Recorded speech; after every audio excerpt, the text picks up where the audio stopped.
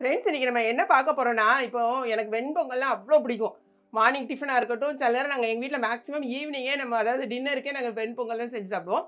இப்போ பார்த்தீங்கன்னா, ரொம்ப ட்ரெண்டிங்ல போய்க்கிட்டு இருக்க மல்லி இலைய வச்சு செய்றாங்க பார்த்தீங்களா? மல்லியும் அதையும் மிக்ஸ் பண்ணி.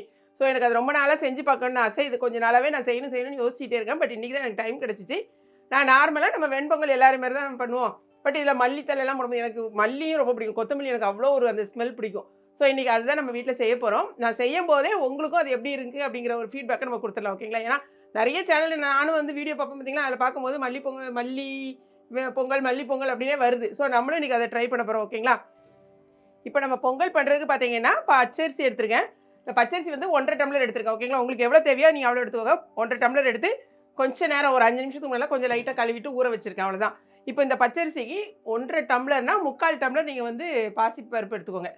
இந்த பாசிப்பருப்பு வந்து ஒரு 3/4 டம்ளர் எடுத்துக்கோங்க. அப்பதான் உங்களுக்கு கரெக்ட்டா இருக்கும். இத வந்து நெறைய பேர் என்ன பண்ணிருவாங்கன்னா, அப்படி போடுறாங்க. பட் நான் என்ன பண்ணுவேன்னா, கட்டாயமா பொங்கல் பண்ணா அந்த பாசிப்பருப்ப வறுத்துட்டு தான் போடுவேன்.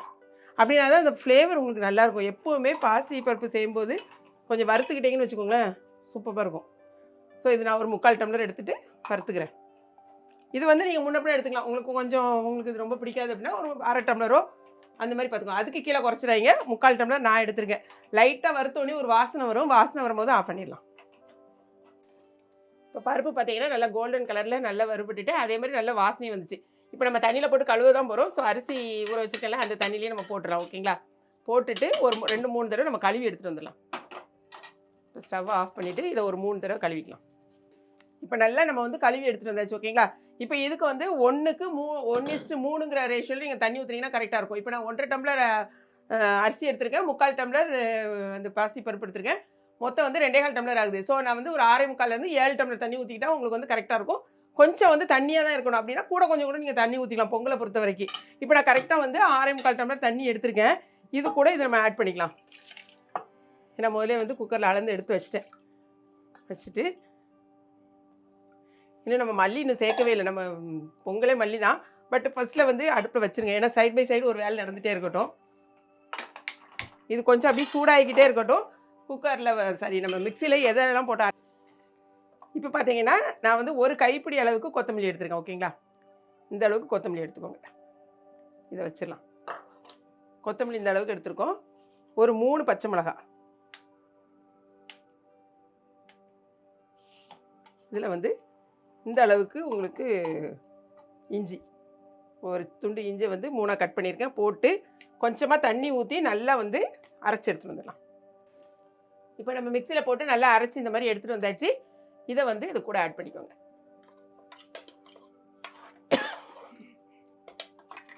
இப்போ நம்ம இதுக்கு இன்னும் உப்பு போடல.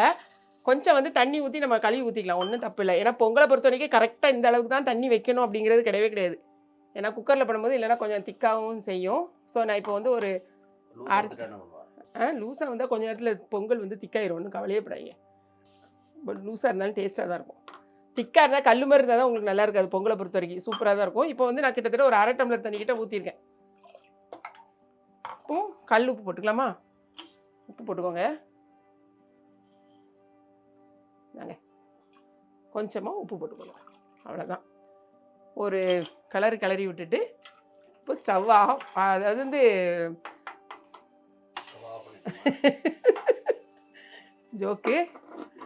இப்போ குக்கரை மூடிட்டு விசில் வந்துச்சுன்னா, நீங்க ஒரு சிலர் வந்து 3 விசில் அப்படிலாம் சொல்லுவீங்க. எனக்கு திரும்பவும் சொல்றேன், விசில் வந்தோடனே நான் சிம் பண்ணி கரெக்ட்டா ஒரு 7 மினிட்ஸ் வச்சுப்பேன். ஃபுல் சிம் பண்ணிருவேன். அது வந்து அதுக்கப்புறமா ஒரு விசில்ல வச்சுட்டு சிம் பண்ணிட்டு 7 மினிட்ஸ். நெறைய பேர் 3, 5 எனக்கு அந்த கணக்கு எனக்கு தெரியாது. ஸோ குக்கர்ல விசில் வரட்டும். அதுக்குள்ள இதுக்கு ஒரு சிம்பிளா ஒரு தேங்காய் சட்னி அரைக்க போறேன். ஓகேங்களா? அது எப்படின்னு பார்த்துடலாம். இந்த இந்த பொங்கல் வந்து குக்கர் மூடிட்டேன். மறந்துட்டேன். அதுக்கப்புறம் கொஞ்சோண்டு ஒரு 2 ஸ்பூன் ஆயில் ஊத்திருக்கேன். ஓகேங்களா? நீங்க ஆயில் ஊத்திட்டீங்கன்னா வந்து இந்த பொங்கல் நல்லா தளதளன்னு இருக்கும். அத மட்டும் அதாவது மிஸ் ஆயிடுச்சு. என்னன்னு தெரியல ஒரே வாய்க்கோள். இப்போ வந்து நம்ம தேங்காய் சட்னி தான் வைக்க போறோம். உங்களுக்கு எவ்வளோ தேங்காய் வேணுமோ எடுத்துக்கோங்க. இப்போ நாங்க வந்து ஒரு 5 பேர் நம்ம சாப்பிடுறது. அதனால எங்களுக்கு வந்து தேங்காய் சட்னி ரொம்ப பிடிக்கும். நான் இந்த அளவுக்கு எடுத்துருக்கேன். உங்களுக்கு கொஞ்சம் கம்மியா வேணா கம்மியா எடுத்துக்கோங்க. ஓகேங்களா? கூடவே உங்களுக்கு காரம் மட்டும் எவ்வளோ தேவையோ அதுக்கு தகுந்த மாரி போட்டுக்கோங்க. நான் ஒரு 6 பச்சை மிளகா போட்டிருக்கேன். கட்டாயமா இதில வந்து ஒரு இந்த மாரி சின்ன வெங்காயம் வந்து ஒரு 4 சேர்த்துக்கோங்க. நான் நெறைய எடுத்துருக்கிறதுனால 5 எடுத்துருக்கேன். நீங்க கொஞ்சமா வச்சீங்கன்னா ஒரு 2 சாம்பார் வெங்காயம் ஆட் பண்ணிக்கோங்க. அவ்வளோ ஒரு சூப்பர்பா இருக்கும். நிறைய பேருக்கு தெரியாது. இது ஒரு டிப்ஸாக எடுத்துக்கோங்க. இது ஒரு டைம் செஞ்சு பாருங்க, ரொம்ப சூப்பராக இருக்கும். அதேமாதிரி நான் வந்து பொட்டுக்கடலை கம்மியாக தான் எடுப்பேன். இந்த அளவுக்கு பொட்டுக்கடலை போதும். கொஞ்சமாக ஒரு ஸ்பூன் பொட்டுக்கடலை போட்டுக்கோங்க. இப்போ மிக்சியில் நல்லா வந்து அரைச்சி எடுத்துகிட்டு வந்துட்டு தாளிச்சிட வேண்டியதான். அவ்வளோதான், ரொம்ப ஈஸியாக நம்ம முடிச்சிடலாம். இப்போ பார்த்தீங்கன்னா குக்கரில் விசில் வந்துட்டு அவ்வளோதான். ஒரே விசில் நான் சிம் பண்ணியாச்சு. இன்னும் கரெக்டாக ஒரு 7 மினிட்ஸில் நான் ஆஃப் பண்ணிடுவேன். ஓகேங்களா? இந்த மாதிரி வந்து நமக்கு நிறைய தண்ணி வராமல் இருக்கிறதுக்கு மெயின் ரீசன் ஒரு 2 ஸ்பூன் ஆயில் ஊற்றிட்டிங்கன்னா அந்த உள்ளே இருக்க அந்த இது வெளியில் வராது. ஓகே, அடுத்தது நான் வந்து பாருங்கள், தேங்காய் வந்து அரைச்சாச்சு. நமக்கு வந்து சட்னி நிறைய தேவைப்படும் பிள்ளைங்களுக்கு, அதனால நிறையவே அரைச்சிட்டேன்.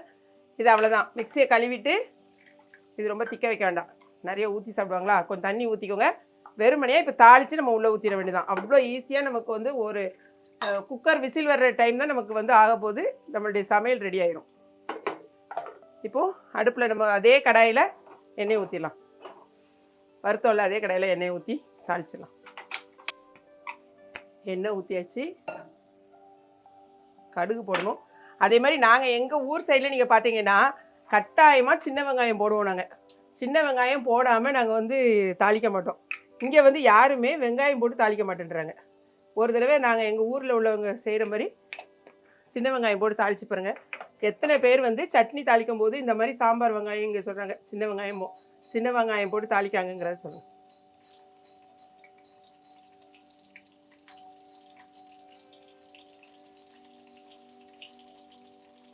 அவ்வளோதான், ஒரு 3 சின்ன வெங்காயம் போட்டிருக்கேன். கொஞ்சமாக தேவையான அளவுக்கு நம்ம உப்பு போட்டுக்கலாம். இப்போ உப்பு போட்டாச்சு, நம்ம எடுத்து ஊற்ற வேண்டியதான். நல்லா இந்த மாதிரி கட்டாயமாக ப்ரௌன் கலர் வர்ற வரைக்கும் நீங்கள் வந்து வச்சுருந்தா தான் அந்த வாசனையே உங்களுக்கு அல்டிமேட்டாக இருக்கும். நம்மளுடைய தேங்காய் சட்னி ரெடி.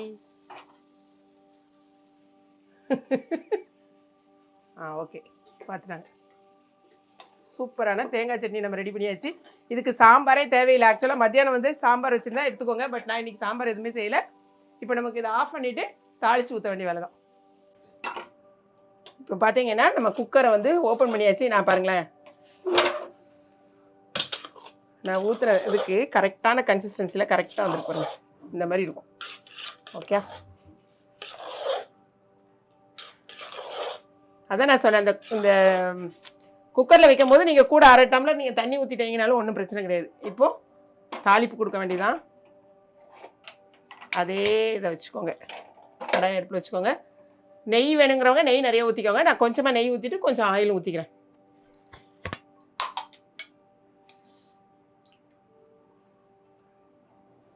இந்த மாதிரி உங்களுக்கு அந்த பொங்கல்னாலே நெய்யும் எண்ணெயும் தான் வாசனை. சூப்பராக தான் இருக்கும். ஒன்றும் இல்லை, ஒரு நாள் சாப்பிட்றதுனால தப்பு கிடையாது. நெய் வந்து ஒரு 2 ஸ்பூன் ஊற்றிக்கிறேன்.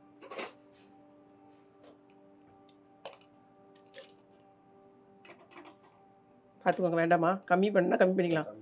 போதுமா?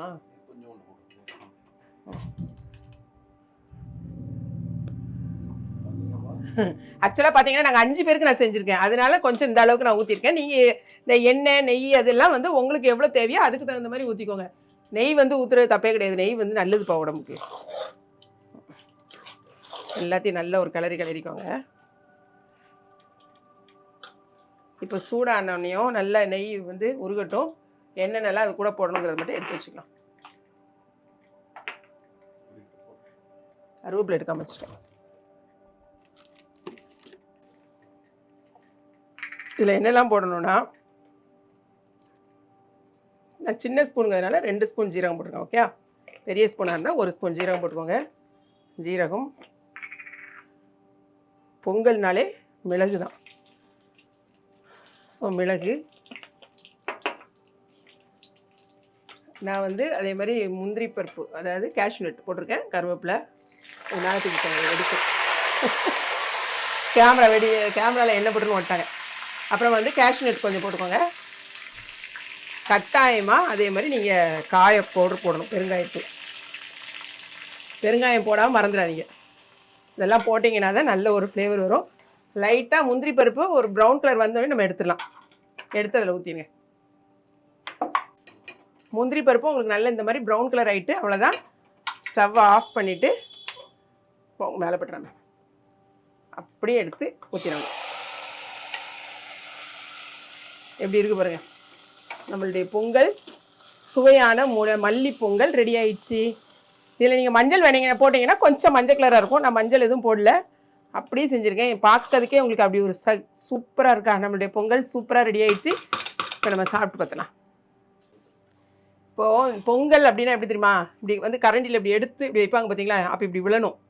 அதுதான் நமக்கு கரெக்டான கன்சிஸ்டன்சி. இப்படி போட்டோன்னே இப்படி விழணும்.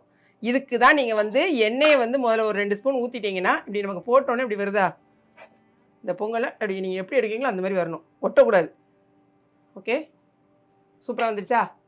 இதுக்கு நம்ம வந்து இன்றைக்கி தேங்காய் சட்னி ரெடி பண்ணியிருக்கோம். ஸோ கொஞ்சம் ஆறட்டும்.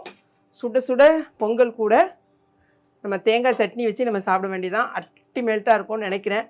டேஸ்ட்டை மட்டும் உடனே பார்த்துட்டு நம்ம பண்ணிடலாம்.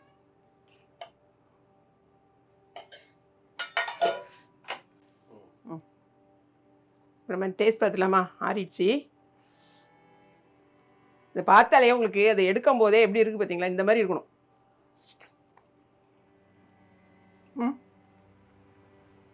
வேணும்.